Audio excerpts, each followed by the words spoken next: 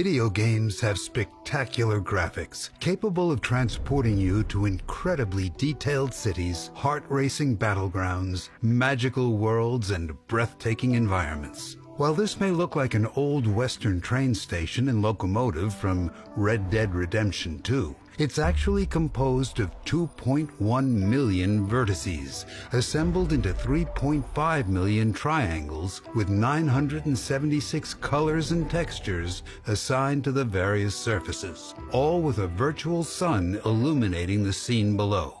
But perhaps the most impressive fact is that these vertices, textures, and lights are entirely composed of ones and zeros that's continuously being processed inside your computer's graphics card or a video game console.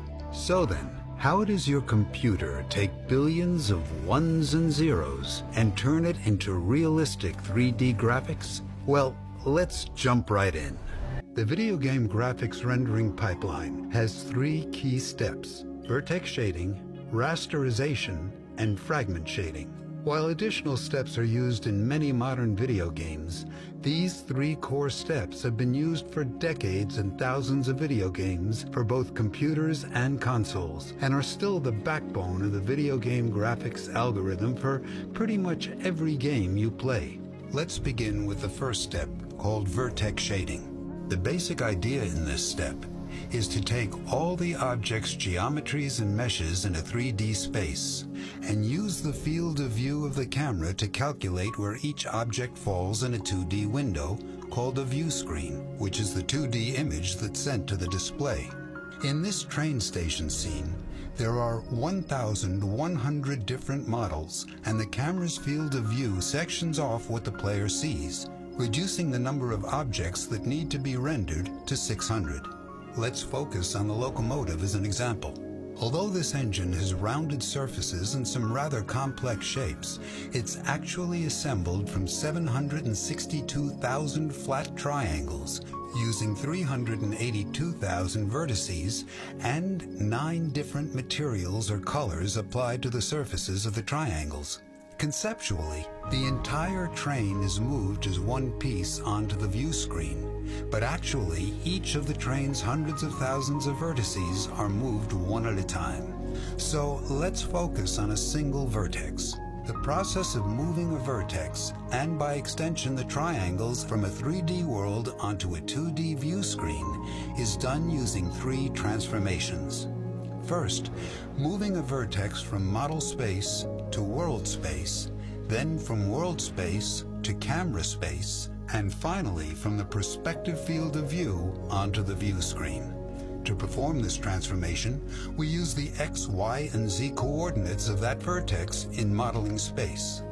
Then the position, scale, and rotation of the model in world space, and finally, the coordinates and rotation of the camera and its field of view. We plug all these numbers into different transformation matrices and multiply them together, resulting in the X and Y values of the vertex on the view screen, as well as a Z value or depth, which we'll use later to determine object blocking. After 3 vertices of the train are transformed using similar matrix math, we get a single triangle moved onto the view screen. Then the rest of the 382,000 vertices of the train and the 2.1 million vertices of all the 600 objects in the camera's field of view undergo a similar set of transformations, thereby moving all 3.5 million triangles onto a 2D view screen. This is an incredible amount of matrix math, but GPUs and graphics cards and video game consoles are designed to be triangle mesh rendering monsters, and thus have evolved over decades to handle millions of triangles every few milliseconds. For example, this GPU has 10,000-ish cores designed to efficiently execute up to 35 trillion operations of 32-bit multiplication and addition every second. And by distributing the vertex coordinates and transformation data among each of the cores, the GPU can easily render the scene, resulting in 120 or more frames a second. Now that we have all the vertices moved onto a 2D plane, the next step is to use the three vertices of a single triangle and figure out which specific pixels on your display are covered by that triangle. This process is called rasterization. A 4K monitor or TV has a resolution of 3840 by 2160, yielding around 8.3 million pixels. Using the X and Y coordinates of the vertices of a given triangle on the view screen, your GPU calculates where it falls within this massive grid and which of the pixels are covered by that particular triangle. Next, those pixels are shaded using the texture or color assigned to that triangle. Thus, with rasterization, we turn triangles into fragments, which are groups of pixels that come from the same triangle and share the same texture or color.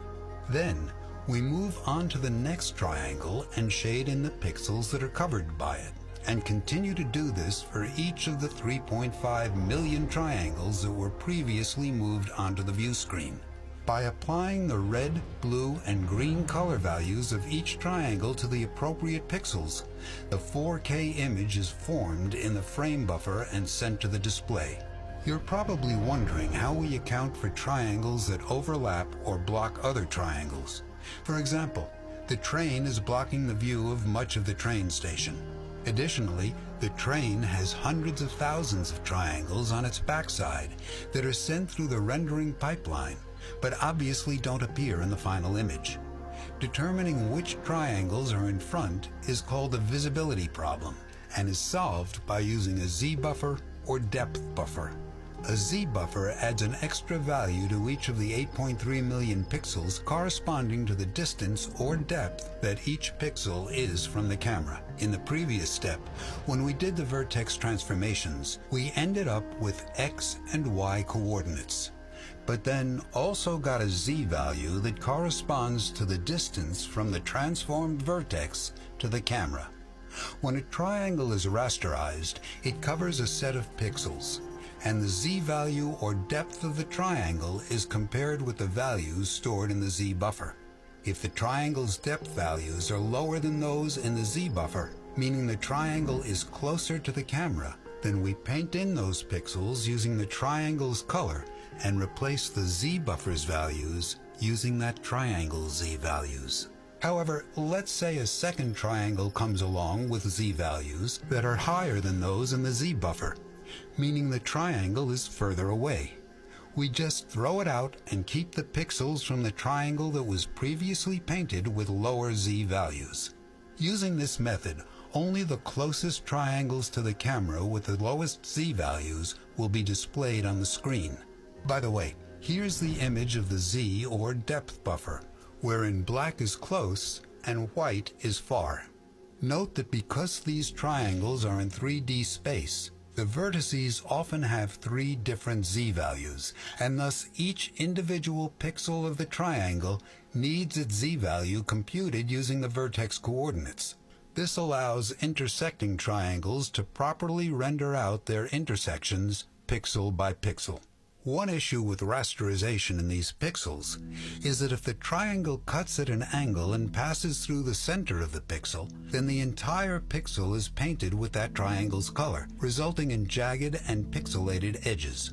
To reduce the appearance of these jagged edges, graphics processors implement a technique called super sampling anti-aliasing. With SSAA, 16 sampling points are distributed across a single pixel. And when a triangle cuts through a pixel, depending on how many of the 16 sampling points the triangle covers, a corresponding fractional shade of that color is applied to the pixel, resulting in faded edges in the image and significantly less noticeable pixelization. One thing to remember is that when you're playing a video game, your character's camera view, as well as the objects in the scene, are continuously moving around. As a result, the process and calculations within vertex shading, rasterization, and fragment shading are recalculated every single frame once every 8.3 milliseconds for a game running at 120 frames a second. Let's move on to the next step, which is fragment shading. Now that we have a set of pixels corresponding to each triangle, it's not enough to